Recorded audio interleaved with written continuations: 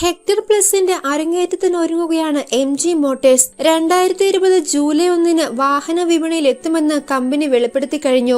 MG ഇന്ത്യയിലെത്തിക്കുന്ന മൂന്നാമത്തെ വാഹനമാണ് hectare plus. മോഡലിന്റെ ഉൽപാദനം അടുത്തിടെ കമ്പനി ആരംഭിക്കുകയും ചെയ്തു. ഗുജറാത്തിലെ ഹാലോഡ് പ്ലാന്റിലാണ് വാഹനത്തിന്റെ ഉൽപാദനം ആരംഭിച്ചത്.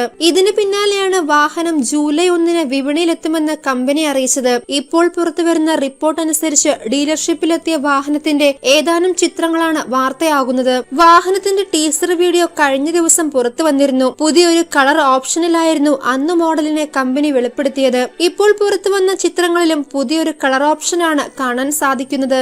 6 സീറ്റർ ഓപ്ഷനിൽ ആദ്യം വാഹനം വിപണിയിലെത്തും. ഭാവിയിൽ 7 സീറ്റർ പതിപ്പും പുറത്തിറങ്ങും. വാഹനത്തിന്റെ അനൌദ്യോഗിക ബുക്കിംഗും കമ്പനി ആരംഭിച്ചതായി റിപ്പോർട്ടുണ്ട്. 2020 ഓട്ടോ എക്സ്പോയിലാണ് ഹെക്ടർ പ്ലസിനെ MG ആദ്യമായി പ്രദർശിപ്പിച്ചത്. സീറ്റുകളുടെ എണ്ണം ഉയർത്തുന്നതും ചുരുക്കം ചില ഡിസൈൻ മാറ്റങ്ങളും ഒഴിച്ചു നിർത്തിയാൽ ആദ്യ കാഴ്ചയിൽ റെഗുലർ ഹെക്ടറിന് സമാനമായിരിക്കും ഹെക്ടർ പ്ലസ്. 3 നിര സീറ്റുകൾ ഒരുങ്ങുന്നതോടെ വാഹനത്തിന്റെ നീളത്തിൽ 40 mm വളർച്ച സംഭവിച്ചിട്ടുണ്ട്. അതേസമയം റെഗുലർ ഹെക്ടറിനുള്ള 1835 mm വീതിയും 1760 mm ഉയരവും 2750 mm വീൽ ബേസുമാണ് ഹെക്ടർ പ്ലസിനുള്ളത്. പൂർണ്ണമായും കറുപ്പ് നിറത്തിലുള്ള മുൻവശത്തെ ഗ്രിൽ, LED ഡേറ്റൈം റണ്ണിംഗ് ലാമ്പുകൾ, പുതുക്കിയ ബമ്പർ, ത്രികോണാകൃതിയിലുള്ള പുതിയ ഹെഡ് ലാമ്പുകൾ, ഫോഗ് ലാമ്പ് ക്ലസ്റ്റർ എന്നിവയാണ് മുൻവശത്തെ സവിശേഷതകൾ. പുതിയ ടെയിൽ ലാമ്പുകൾ, പുനർനിർമ്മിച്ച ബമ്പർ, പുതിയ ഡ്യുവൽ എക്സ്ഹോസ്റ്റ് ഡിസൈൻ എന്നിവയാണ് പിന്നിലെ സവിശേഷതകൾ. ഹെക്ടറിനോട് സാമ്യമുള്ള അകത്തളം തന്നെയാകും ഹെക്ടർ പ്ലസിനും ലഭിക്കുക.